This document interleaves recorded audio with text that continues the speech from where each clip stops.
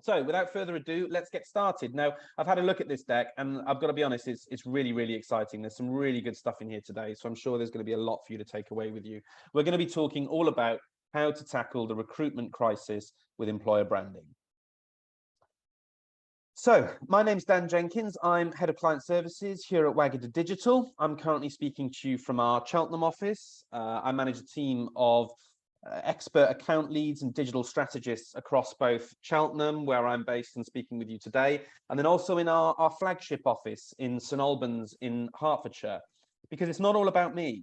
We're part of a fantastic and growing team of digital specialists. We've been celebrating well over a decade now in digital marketing excellence.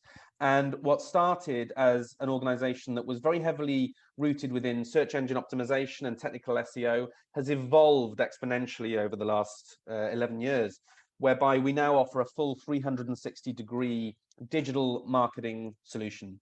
So we work with a number of brands across both the UK and also internationally, across a wide range of sectors. We are strategy-led, offering a variety of tactics from Google Ads, PPC, to organic and paid social media advertising, and even online PR. We're also HubSpot partners, and we do a huge amount of sales and marketing alignment with businesses that work with us to elevate their whole kind of customer relationship management system and how they can utilize the tool HubSpot to better manage their sales and also marketing. So without further ado, that's it from me. What I'm going to do now is I'm going to hand over to my colleague Sophie. Sophie is going to introduce herself, and then we're going to go straight into how we're going to tackle the recruitment crisis with employer branding. So over to you, Sophie. Brilliant. Thank you very much, Dan. And thank you everyone for joining us today. So I'm Sophie Skilton. I'm a digital marketing manager here at Wagada Digital. I manage a variety of clients, and it's lovely to see some of our clients on the call this morning. So today I will talk about employer branding. I've written a variety of employer branding strategies for our clients. So I'm really excited today to really get into the recruitment crisis, see how we can work together to help tackle that through employer branding. So to kick us off, the recruitment crisis. Companies have dealt with the recruitment crisis in so many different ways. It's impacted businesses in so many different ways. From Brexit, there's been labour shortages. We've had the cost of living crisis, which is actually causing people to look at other companies, maybe look for higher salaries. So we also need to think about, with our employer branding, how we can retain our staff. In the post-COVID-19, we had the Great Resignation. So many people were leaving their jobs because they realised they wanted that kind of work-life balance. They were able to work from home. They were able to spend more time with their family. So it made them think about actually what other jobs are out there that would enable me to have that. So that's really led to that shift in employers wanting a slight change in the way that they see their job evolving. So in the old world, people were really wanting to work for a living. As in the new world, the money benefits, think about the cost of living crisis, are really important. But we also must remember that people want to work for a purpose, that they're very passionate about their industry and they want to make a difference. In the old world, people were commuting physically to work every day. And COVID has really changed that. People were able to work from home. People want to be able to work from anywhere. And that's really something to bear in mind. In the old world, people valued benefits. And although that is really key, it's really important to remember that people want to feel valued and work in an organisation where the whole employees are valued as one and there is respect between one another. In the old world, there was that juggle between work and life. So that kind of that struggle between ensuring that they did work well and they did their personal life well as well. In the new world, people are wanting that work-life balance, and that is really something that's come out of COVID, really, because people were able to have that balance better, and that's where flexible working opportunities is going to be really key. So hopefully that gives you a bit of an understanding of the recruitment crisis, which has impacted businesses in so many different ways. And also thinking about how employees want something different nowadays. So with that in mind, how can we tackle the recruitment crisis? So what we're here for today, the solution is employer branding. So an employer brand is a set of attributes and qualities, often intangible, that makes a company distinctive and attractive. So it's the way that you want employees to perceive a company. So it's really important to think with employer brand, and the starting point of this is to think about what makes your company different. That's the starting point. So why would potential talent choose your company over competitors? The starting point for this is to think about your company values, your core values. So this could be a variety of things. For example, here at Wagada, one of our core values is being human. So having that really personable approach to each other and to our clients. You might have a tech company which is all about innovation. So that could be a really core value there. Could also be respect or belonging. Passionate is also really key, with people really wanting to have a purpose at work and to be passionate about the work that they're doing. That could also be really key.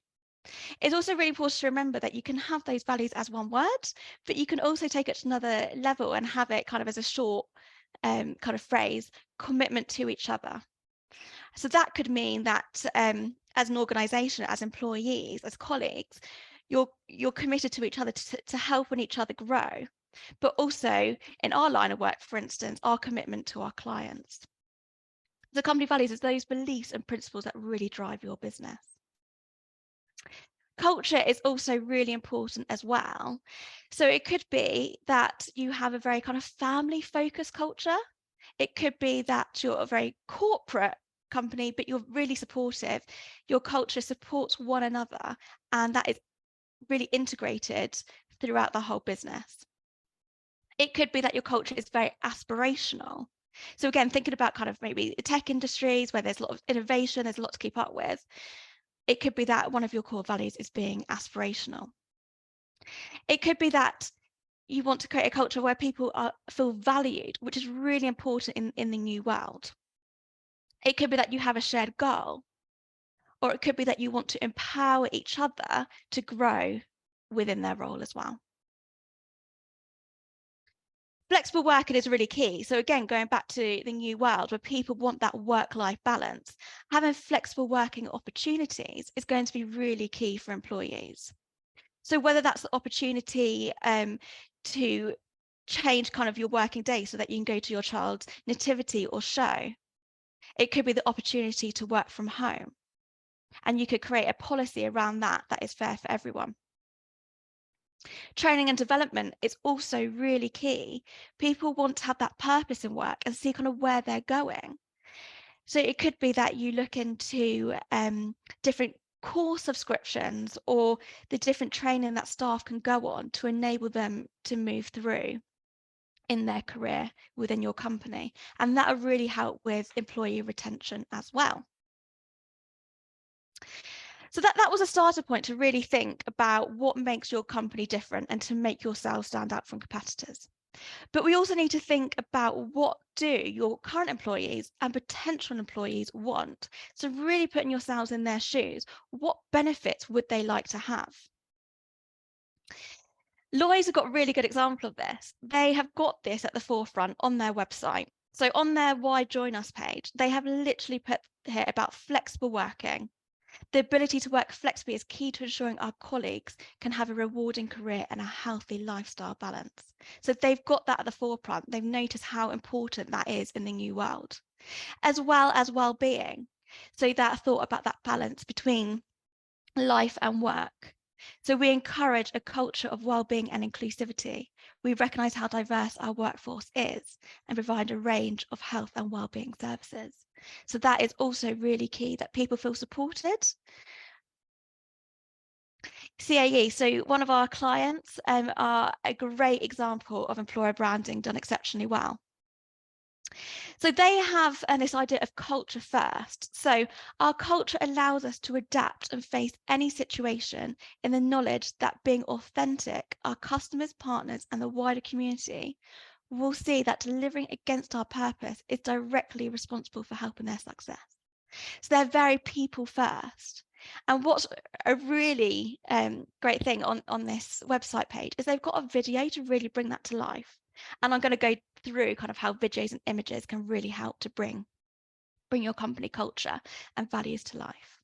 So there's some of the examples to help you kind of start thinking about that. So once you kind of really sorted out kind of your values, you understand your culture, you've thought about potential benefits, it's time to start developing what we call your employee value proposition. This can also be known as the EVP. So essentially, it's what your company offers employees. So to start off, it's all about basing it on your values, so what you've thought about already. When we undertake employer branding strategies for clients, we typically undertake focus groups. So we speak to those employees, we understand how they feel their culture is, the values that come across, the benefits they enjoy, and potentially any further benefits that could be included. Thinking, how are you different? So those slides that I went through. So what do you offer that competitors don't? Do you offer flexible working? You've also got to think about how you want to make people feel. So within the employee value proposition, you want people to feel inspired, feel valued. A really good example of this is one of our clients, Churchill Group, that we're working with on their employer branding. And their EVP is, we always do right. We're inclusive, we're empowering, we are human. So what's really interesting here is when we're having a chat with Churchill, they always say on a day-to-day basis, we always do right. And that is about doing right by their clients, and it's about doing right with their employees. So that was really key to get in there. They've got their values in here as well. They're an inclusive employer, they're empowering, they're human. So that is all in there. And it's really quite aspirational and inspirational. So once you kind of got that EVP, you've had a thought about that. The next step is really thinking how you're going to get that across to potential talent. And messaging is really key here. So the messaging should really come from the EVP so that they're aligned. But we need to really think about powerful messaging that really stands out. So we've got some really great examples here. So H&M Careers, they're doing employer branding really, really well. There's consistency through their channels. Their key tagline is be yourself. So it's all about being inclusive, feeling like people belong to H&M. They're part of that community. And it's really interesting. They've got down here who you are, what you love, where you come from, and where you dream of going all make you, you. So it really feels like, like I'm being listened to, I'm being included here at H&M. Another great example is McDonald's. They've got this idea of togetherness. So really powerful messaging here is let's be part of something together. And further up, they've got we're a team, a family, and a community that supports one another. Things move fast at McDonald's, whether we're serving our customers or helping our people build their futures. So it's really kind of bringing in employees there, and that, yes, it's a business, but they're doing it together. We're serving our customers together, and together we're helping to build people's futures. ITV, I absolutely love this one. Don't just watch it, be part of it. That really creates so much excitement. We all know ITV. We've all watched it numerous times. To actually be like, I'm not just going to watch it. I can actually be part of building those programs is really exciting, and that's really powerful. All About Children. We work with All About Children with their employer branding, and it's brilliant to have Leah on the call today. So we've helped them create this really powerful messaging about employees. So all about children, we are nothing without you. And that's really creating that value. Employees feel valued. And when employees feel valued, they're likely to also stay longer. Nationwide, so this is also a really interesting one. They've got a real kind of visionary and shared goal. We're building a stronger, kinder, greener society. And I think this really reflects in this new world where people want to work for a purpose. People want to feel valued. So I really feel like they've nailed that there. So those are some examples of some powerful messaging, which hopefully have been really insightful. We've now got to think that we've got that messaging, but actually, do we need to think about the target audience? Do we need to segment that messaging? So you have that messaging, but how can you relay that slightly differently to different target audiences? So it could be that you're thinking about apprentices or graduates, or you might think about people that are wanting to change careers, or those that are really experienced within the industry. So, for example, going back to H&M Careers, they've got this powerful messaging here. They've got yourself again. That's clearly coming through. So this is a website page on a sales advisor. So you can break down target audiences in numerous ways. And this is an example of breaking it down by a job. And in here, they've got the start of a long life career. So again, it's kind of that welcome, be yourself. We want you to stay for a long time. That messaging is coming through in different ways. They've also got a website page for student and early careers, so really getting down into this particular target segment. And what's really interesting is they've carried through the you. So their powerful messaging again is be yourself. And if you notice here, are you ready to start your career at H&M?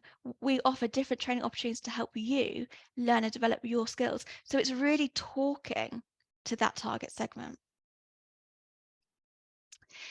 So that gives you a little bit idea about powerful messaging and how perhaps you can start thinking about your target audience and segmenting. So for questions just come through Yeah. privately, and I think it might be good just to put it to you at this point because it just kind of connects really. But I've been asked, targeting different segments and focusing on that. Somebody's asked, how do you target different segments without putting off others, if you see what I mean? So if that person wants to send me a little bit more information, that'd be great, because I think it's probably alluding to kind of, if you've got, I don't know, apprentices and sort of grads and maybe young career starters that are looking for a certain work-life balance. This just uses a hypothetical example, versus kind of, 10 years experience, senior manager level. Yes, sorry, that person just dropped me a message. Yeah, spot on. So if we're looking at those kind of contrasting segments, what would your recommendations be to tailor the messaging towards those segments, or structure that language so that you're not attracting one but putting off another, if you see what I mean? Yeah, no, definitely. So that's a really, really good question. So when it comes down to these different target audiences, we need to think about the channels. So for instance, if you have like one page on careers, for instance, you want that messaging to really come through. That will really help kind of across the board.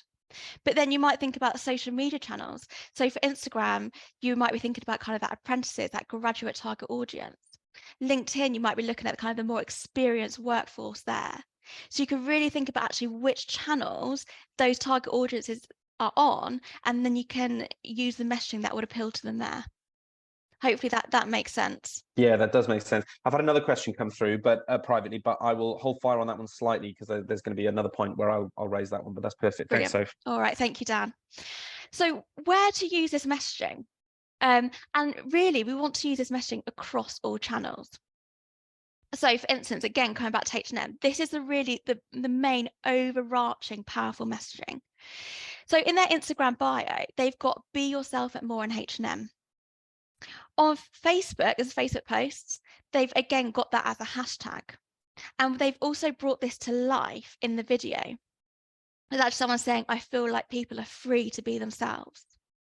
On the sales advisor website page, which we showed just now, again, they've got that messaging of be yourself. So that powerful messaging has really got to go through all those channels, but we can segment based on that messaging that will appeal to different target audiences in the channels that they're going to be on. So we've also got to think about methods to find the right candidates. And it's really important that we want to be really inspirational, we want really powerful messaging, but it's really important to show the reality as well, because you want to find the right candidate.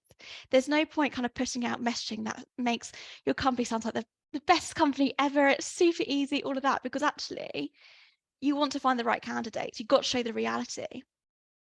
So for instance, Netflix Jobs have got a great workplace, combines exceptional colleagues and hard problems. So it's exceptional workplace, but actually it comes with hard problems. And what's really interesting is actually employees, they want that purpose in the new world and they want that challenge. So actually those hard problems could actually be quite attractive, and it actually helps employers to find the right candidates at the same time. Again, here, PwC, join our community of solvers. So again, this talented people are looking for a challenge. They've got here meaningful careers that help you to connect, grow, and make an impact. So again, really thinking about the new world and how people want to work to have a purpose. Innocent smoothies, which is another great example. So being good at drinking smoothies and playing table tennis will only get you so far. So it's really showing kind of both sides of the coin. So although like Innocent looks really, really fun, actually they're looking for game raisers, simplifiers, leaders. And that is really interesting. And I think it's really important to remember that and take that on board when you think about your employer branding.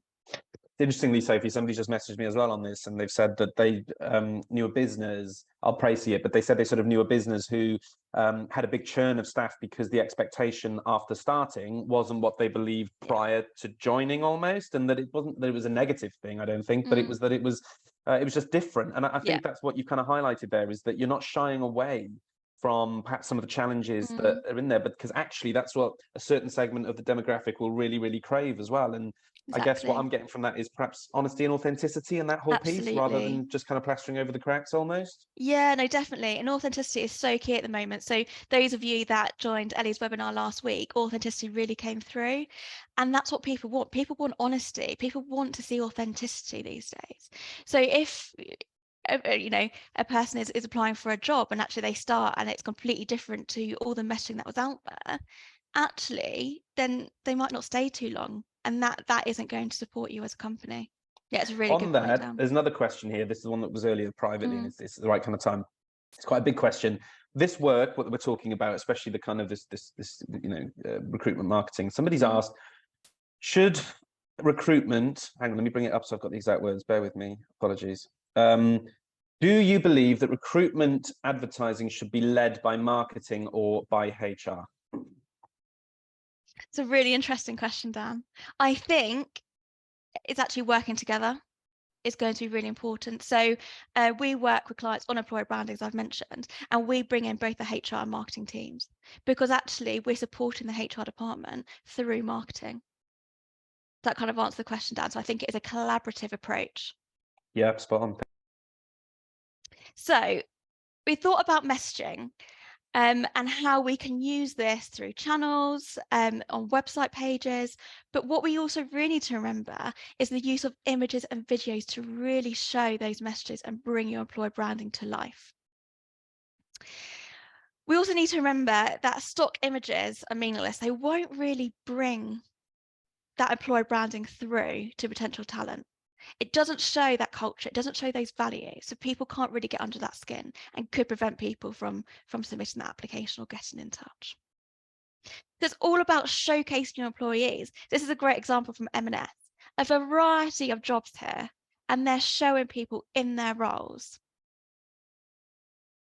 You've got Tony's, who this is on their website, and they're really actually showing the brand, they're showing the social events, they're really showing the culture. And again, this comes back to authenticity. You really want to highlight what your company is about, and it really humanizes your brand. And that is really, really key, because when you look at photos like this, you can see the community, you can see how people feel valued, and that again is really important to people.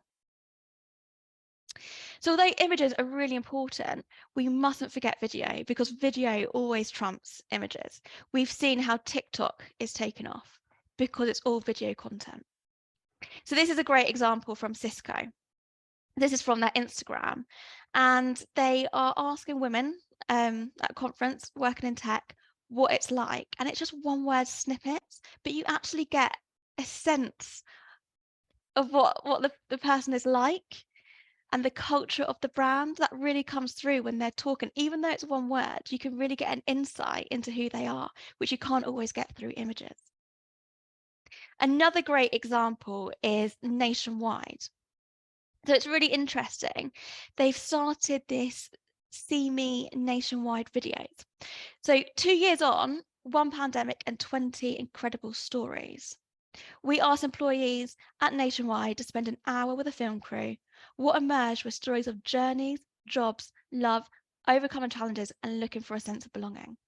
And what's really interesting here is actually how employees are recognised.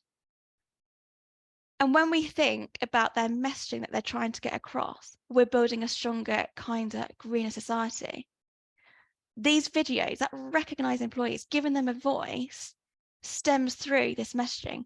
They're creating a kinder society, understanding actually how tough the lockdown for them was in a variety of ways, and building a stronger society where people are being listened to and that we're one together. So I think that is really interesting and really feeds back into their messaging. It's not super obvious, and that's how it works really well. So we've gone through some images and videos there to really bring your employer branding to life. I think it's really key to think, okay, so we've got all this understanding of employer branding, but actually what marketing tactics can we use to bring that to life and move people through the employee journey? To start with, before you start really going out of those tactics, we must think about your objectives. So what do you want to achieve for employer branding? And this is where your HR department really comes in. So for instance, it could be an objective to reduce time to hire, for instance, by a certain amount and in a certain amount of time. And that is a really smart objective where it's time bound, it's very specific. You've also got potentially increased page views to recruitment landing pages, again by a certain amount in a certain amount of time. Or it could even be simply reaching the right type of people. So it really depends on your business. It could be the third one, although it isn't kind of a smart objective. It could be you're getting all the applications through, but you're not finding the right type of people. And enhancing your messaging through employer branding could really help with that. So let's have a look at the employee journey through the reach, act, convert, and engage model. So in the reach section, we've got SEO. So ensuring that your careers pages, so the work with us pages, is ranking on Google. Your job boards and listings and paid social media to reach new audiences. So you want to reach people, you want to move people through to the act phase. So how can you really kind of get them to be excited about the brand, to find out more? Organic social media is really key here because it really brings your culture and your company to life. And it gives people a really insight into that through videos, through images. Content marketing, so blogs are really key. So it could be a blogs about someone's journey with the company over the past year and learning from their experiences. And it gives that kind of trust signal to potential talent. Reviews on Indeed and Glassdoor, which we know can be really, really difficult, but actually they're really key, and it's really important to respond to all reviews. Moving people from the act phase to the convert stage, it's really important to have an easy to use website. So finding how to apply to an application has got to be really straightforward. An employee referral scheme also works well. Thinking about those benefits as well. So once people are kind of really kind of excited about that brand, finding out more about that company, I didn't realize they had all those benefits. They're better than competitors. You could also look into email marketing campaigns to help convert potential talent when they've signed up, whether they've applied, whether they've tried to find out more information. And you can also segment your email marketing for current employees as well to share exciting news about the company, shout outs to members of staff that are doing a fantastic job. Benefits, again, are a great way to engage and retain staff, as well as organic social media. So organic social media works both ways, as those of you that came to Ellie's webinar last week. When people see actually how exciting their company is, that they're being celebrated on social media, it really brings people value, which is what people want in the new world. So having to think about paid social media. This is a fantastic way to reach new audiences, getting that messaging across. So we've got an example here for Aldi Careers UK. So also note here that they're using that video to really bring it to life. So they've got that text, but they've also ensured that there's text on the video as well. So when people are out and about, they don't necessarily want to listen to that video, but having those subtitles there, people are enjoying the video whilst getting all the messaging through that. Organic social media. So again, what I mentioned, showing the culture. So M&S Careers, a great example of really showing a company and showing a variety of content. And it is the variety of content which is really, really key here. So you'll see at the bottom, this is actually looking into a product and actually showing the people behind the product, the people that came up with the product. So as you swipe through, M&S are actually recognising those employees. You've got social events to show kind of what goes on, what opportunities there are to socialise with the team. It also goes through people's experiences of working at M&S, so that people that are looking to work at M&S actually have an insight into what it's like. And the more you have of that, the more people are like, yes, that's what it's like, because I can really feel it through a variety of people's voices. They've even got a tour of M&S, so that people can actually start visualizing themselves there. They've got people's journeys, and they've also got people's work lives, so celebrating what they're doing on their annual leave. Again, feeling that value. But that variety of content makes it really exciting, makes people more likely to follow the account and engage, because there's so much different content about employer branding. And also note how that has been separated from the main M&S Instagram too. So having a look at the website now. So what I mentioned earlier about segmenting by target audiences. So we went through that sales advisor for H&M careers and those early careers and graduates as well. So what has become really, really key for companies is, again, that segmentation. So an example here on the PwC website is on their careers main page, people can then go to which target segment is actually applicable to them.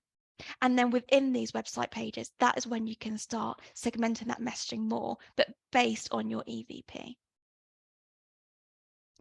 Another example from M&S, again, on their careers landing page. What's really interesting here is they've made it very obvious. They've got graduate programs, they've got direct entry, they've got the school leavers. So people can easily see which they fit into, and then they can click through and read more about that. That is completely relevant to just them. Another example of a website page. So again, our client Churchill, we have developed a website page with them for their experienced workforce. So this is one of their target segments. And there's a website page which is all based on the EVP, all based on the main messaging for employer branding, but segmented to actually what this segment needs to progress your career with a new role at Churchill. And having testimonials will be really key to bring that to life. In terms of content, so what I mentioned about really hearing people's experiences, this is a great example, my year of inclusion at Netflix. So actually that content to inspire, to find out more, to hear it actually from an employee is really, really powerful. And it means people can start understanding what a brand is about and start seeing kind of how they can fit in themselves. I had a question come through earlier, Soph, but it might be a good time just to pose that one, if that's okay. Somebody asked a little bit earlier when you were going through the social media marketing side of things, how to get team buy-in for content, like how to get the team on board with this. And I think that's a really interesting question, right? Because, you know, these recruitment objectives that we're talking about are often the objectives of the business, their overarching business objectives. And I think sometimes individuals don't see it as their own individual priority or part of their kind of day-to-day job. So do you have any recommendations or guidance or thoughts in terms of how to better get team buy-in for this sort of activity and the showcasing of current staff and opportunities? Yeah, no, definitely. So yeah, I think a lot of businesses struggle with getting that content in from employees. I think what's really important is trying to make it as easy for them as possible. So giving them ideas. So instead of just being like, oh, can you give us content? It could be that if you're a kind of a facilities management company, for instance, like Churchill, being like, oh, you're going over to that company today. Would you be able to kind of take a photo of you all outside or something like that? Or it's about giving them ideas to be like, oh, you're doing this today. Would you mind doing this? And actually giving them ideas and inspiration to do that, I think is really important, because people don't always know where to start with that. So just kind of giving that kind of step up to be like, would you be able to do that? These are the ideas. What are you comfortable with doing? Is, I think, a really, really great start. And hopefully that helps. But it is a challenge. So another great blog. This example is ITV. So ITV Academy News Traineeship. What is it really like? I think that's really interesting. What is it really like? Because that's what people want to know. They want that authenticity. They want that honesty. And it's this type of blog content where it's not necessarily about ranking on Google. It's about actually moving people from that act phase to that convert stage. So they're really interested in ITV. Actually, what is going to enable them to be like, I want to find out more, I want a bit more insight, and this is where the content is going to be really important to help in that conversion. Testimonials are really key as well. So what I briefly showed on the Churchill website page there. Let's really utilize your employee advocates. So the McDonald's example here is fantastic. You have that quote. But interestingly, again, we've got that video that really brings it to life. And that is what's really important. It's much more engaging. Nestle do it in a slightly different way. And it's really interesting as a global organization, how they've ensured that they have testimonials from various people from around across the globe. And you've got these testimonials, but actually what brings it to life is the images of people. It humanizes it. And it brings people in to more likely read those testimonials. But even looking at them and seeing kind of how happy they are kind of shows a lot as well. So this gives you a bit of insight into how these tactics work, where they sit along that employee journey, and how to go about it. So once you've kind of got those tactics in place, it's really important to measure success and monitor these campaigns. And this really goes back to your objectives. So those objectives that you put in place. So all about children that we love working with on marketing and employee branding, we're always monitoring the success and how we could improve. Are we meeting the objectives? And what's really exciting that from the year-on-year results, we saw for them a 62% increase in new users on recruitment pages. So they're huge numbers here, from 25,000 to over 41,000. But really exciting is that there was a 157% increase in applications, and that was just from an organic Google search. So those website pages that we were talking about, we want to ensure that they're SEO optimized, that they've got those keywords in there so that they rank highly on Google. People are able to find them and start them on that start of that employee journey of the reaching those people and filtering them through that employee journey. So that's what is really important. We want to do employee branding, we want those tactics to be in place, but we need to see how we can measure it and are we meeting those objectives. So that takes me through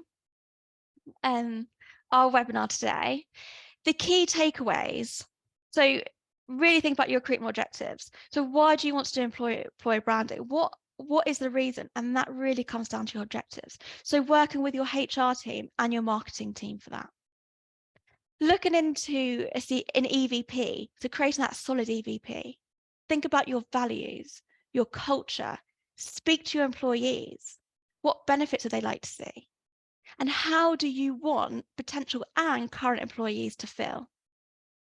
Once you've got that in place, that's time to really think about that powerful messaging, and it can be short and succinct to really be inspirational. And once you've got that in place, that is when you can really kind of kickstart that plan and think about those tactics. So hopefully that's been really insightful for you. Before we go on to questions, I just want to let you know about our next webinar, which is on HubSpot. It's on the 9th of March. So leveraging HubSpot smart content to create personalized emails that convert.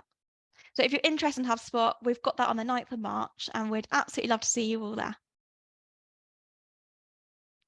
Brilliant. So fab. Thank you so much, Sophie. Brilliant. Thank you. So no, that was really, really useful. And I think there's so much in there. I've had a couple of bits and pieces that have sort of come through privately, a couple of messages that I wanted to sort of raise at this point. But before I do, those in the room as well, don't hesitate to have a little think if you have any questions. You can drop those now in the chat, either to me privately or, as I say, put them publicly in the group, or in a moment you'll also have the opportunity to unmute and ask those questions to the room.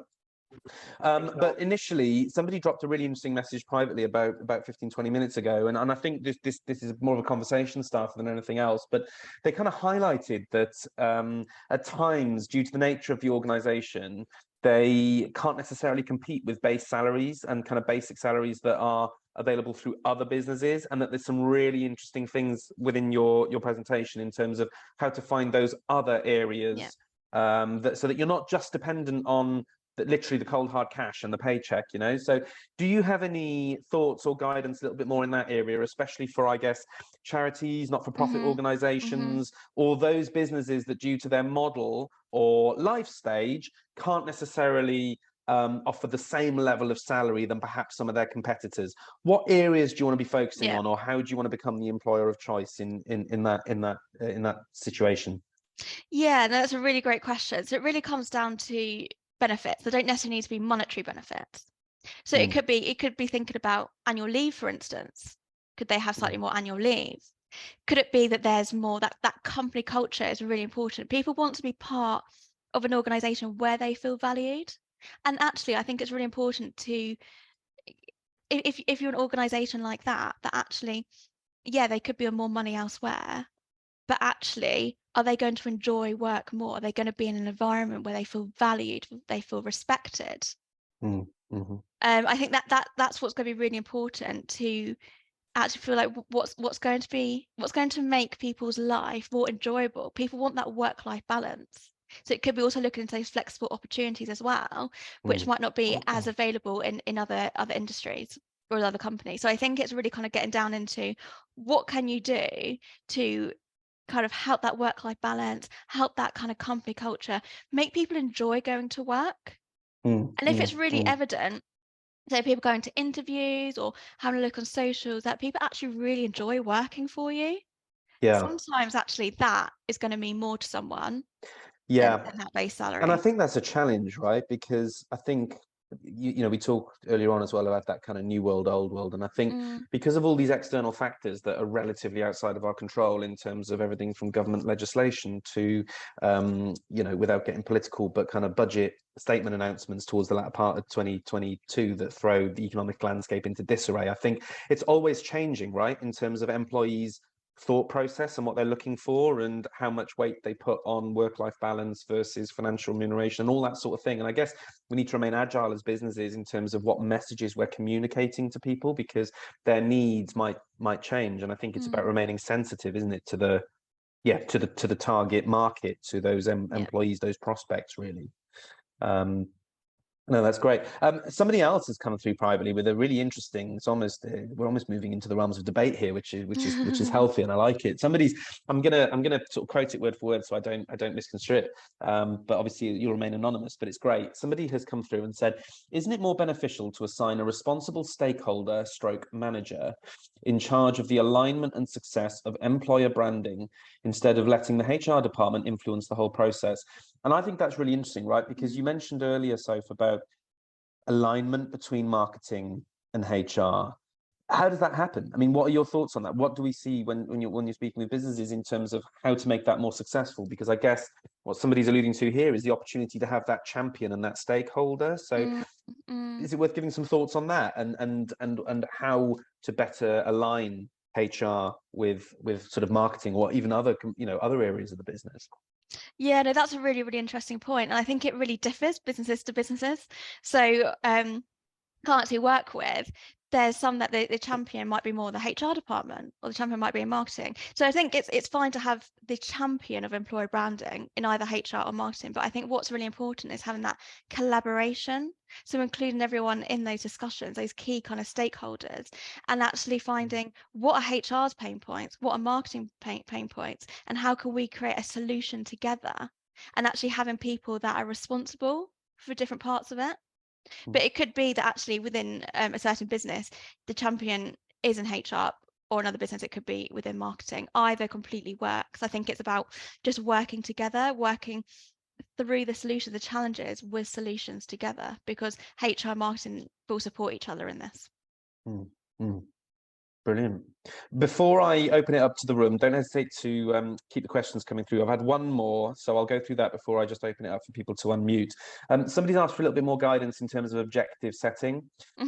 So they've said, you know, whose responsibility is it to set objectives? Would that come from the top, or is that a departmental level? I mean, again, that would vary potentially a little bit by organisation by organisation, but what are your thoughts in terms of any top tips for setting those objectives?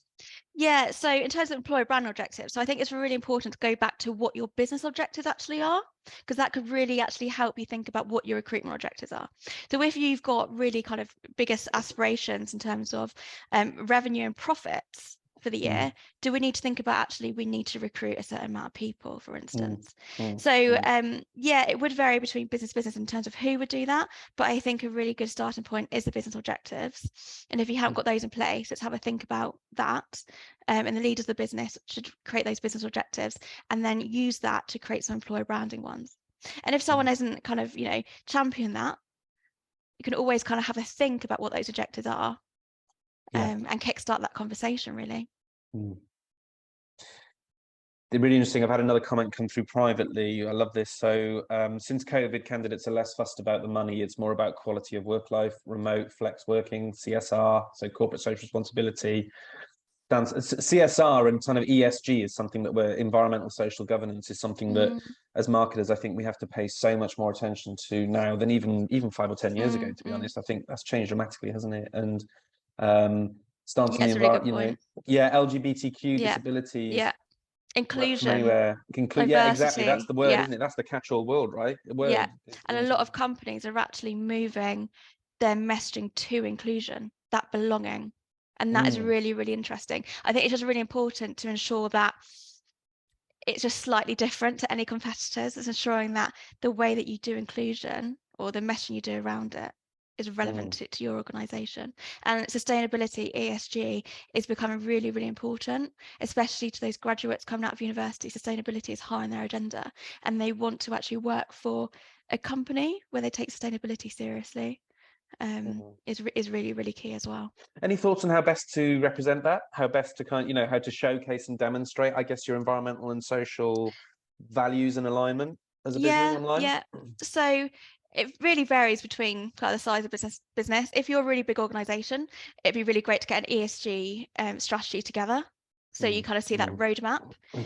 For smaller organizations, I think it could be that you kind of show that on socials, what sustainability things that you're doing. But it could also be that you incorporate that on the website and that you're really proud to or you're recycling, like things like that actually fit into sustainability, because big brand or small brands can't compete with the big brands in terms of ESG. But there's small things, and if people are actually realizing that companies are taking sustainability seriously, are prioritizing it, doing something about it, that's what means something, rather than just turning a blind eye. So really kind of shouting about sustainability and how your business is doing it and supporting it as well. Absolutely. Interesting. Thank you, Soph. Fabulous. So what I'm going to do now is open it up to the floor. Did anybody have any questions that they would like to put directly to Sophie? If so, don't hesitate to sort of unmute and take the opportunity. We have a couple more minutes, so I just want to make sure that you have that full opportunity whilst. Hello. Hello there. Hello. I just wanted to ask, you posted something in the chat about race, I believe. Are there any other frameworks that are useful when looking at building your EVP and your employer branding? It's a great question. So I popped in the chat earlier, Soph, the link to access race so that you could see that model. Yes. Just very quickly before I hand over to you as well. So there's one, when we do strategy, we always work off a model called SOSTAC. It's kind of a fundamental marketing model. So you start with sort of situation analysis, which is kind of where are we now? It's kind of a self-reflection piece. So that could involve a SWOT analysis, a competitor analysis. So you look systematically at where we are now. Then you set your objectives. So then you start going, this is what we want to achieve. And they always want to be smart. So it's like, we want to achieve this by this point, you know, that sort of thing. Then you build out the strategy of what you're going to do, which is that overarching, this is the plan. And then the tactics and actions that come next are how you're actually going to implement that, how you're going to put that into practice. And then control is the kind of the measurement piece at the end of it all, where you take that moment of reflection. And the best thing about soft stack is it's kind of cyclical. It always goes around. So I'll pop that in the chat. So if any other models that you'd consider in terms of this, I can think of one or two more, but I just wanted to throw it over to you first and then see, was there anything that you had in mind in terms of the employer branding and also the EVP and that side of things? Yeah, so I really kind of like that race model, which kind of I went Yeah. through. I think it's really nice because it has those 4 steps. Yeah. And obviously there are other models that are go even further, but I think that actually is a great way to get those tactics in to move people between each phase to get them to apply. So for me, that's my favorite model. I think it's nice and simple. It does what it needs to do. So that's what I would advocate for. Yeah. I guess one other thing is, I'm just going to pop something in the chat where you can see a bit more about the SOSTAT model. Another one is AIDA, which is really interesting, which is like an advertising model, and it's one to consider with your messaging and your employer like value proposition messaging. It's an old advertising model, which is awareness, interest, desire, action. AIDA, AIDA. And what's interesting about that is that somebody's not necessarily going to take that action the first time they get exposed to your brand. So you're going, how am I creating an awareness of what we're offering as an employer? How do I then excite and generate an interest? How do I turn that interest into a desire? And then how do I create the action? You know, the action being an application or an inquiry or that sort of thing. So that advertising model can be quite useful when you're building out your tactics as well. Yeah. I think it's also important to note, not sure I mentioned this in terms of the race model, is touch points to applications. So that will really vary industry by industry. So for instance, from a B2C kind of point of view, if someone kind of purchased something, it takes about 7 touch points on average for someone to find out about a company to purchasing something. And we have a very similar thing within employer branding, and it will again vary industry by industry in terms of their needs as well. So if they're in a job, if they're not, the touch points will be less. But essentially, you want to hit people at various points, at various channels, and the more touch points you hit them on with that consistent messaging, the more likely they're going to apply and they're going to be interested in you. Thank you, Sophie. Does anybody else have any further questions? I want to give you the opportunity whilst you've got just 1 or 2 more minutes. Feel free to unmute. Just whilst there's one just coming through, what I'm just popping in the chat as well, because you might find it useful, is where you can download a guide to digital strategy for marketing managers. There have been a few questions coming through surrounding kind of strategy and a strategic approach. So I've literally just popped the details for that in the chat. So do check it out. We've got a download on how as digital marketing managers you can build out a more strategic approach. Jake's just shared something with everybody in the chat, which looks interesting. So Jake's saying, I previously worked at ASOS and helped launch the new Be Whoever You Want to Be EVP, love that, across the business. They have since launched their new careers page too, and have a lot of what they launched revolves around D&I, bringing your best and most unique self to work every day. I think D&I is an area is a key focus area in the market right now. What's really interesting as well on that, and we didn't really, I guess, double down on this, Sophie, but it was through what you were showcasing, is that constant the speaking to the individual. Yes. Yeah. So what we see a lot, I guess, is brands that are giving these kind of broad messages surrounding what we do as a business. We do this and we're proud of that. But obviously the angle here, and in this ASOS example that Jake's kindly shared, is surrounding speaking to the individual. Do you have any thoughts on that, or how as marketing messaging you can be a bit more outward looking perhaps?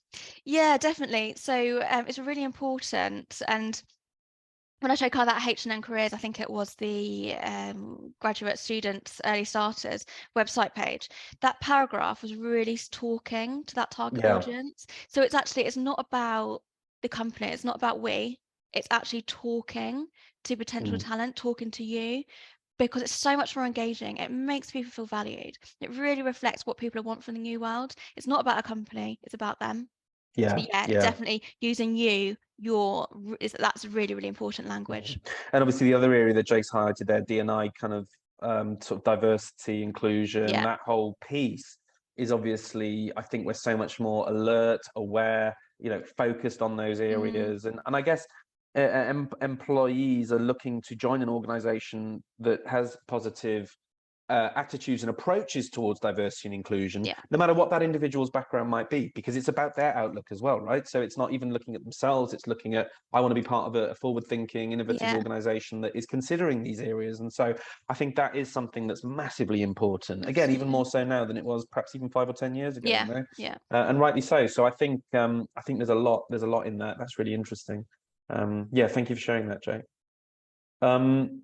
Brilliant. Well, listen, we are sadly out of time, but Sophie, thank you so much. That was hugely beneficial. I'm sure a number of you had a huge amount to take away from that.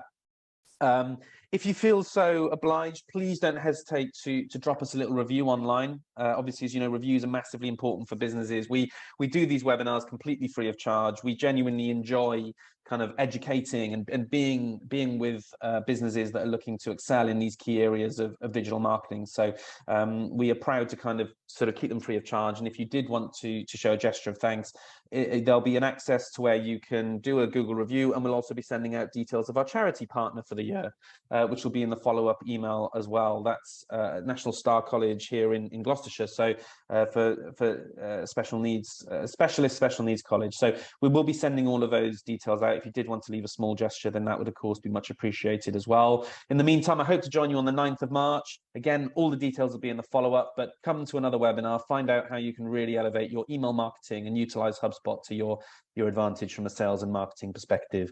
There are some lovely messages coming through in the chat, lots and lots of thanks. So we are so glad it's been beneficial. Have a great day, have a brilliant rest of the week, enjoy the weekend when it lands, and I hope to see you again in the very near future. Thanks ever so much. Thanks again, Thank Sophie. you, everyone. Thank Bye you. bye. Bye.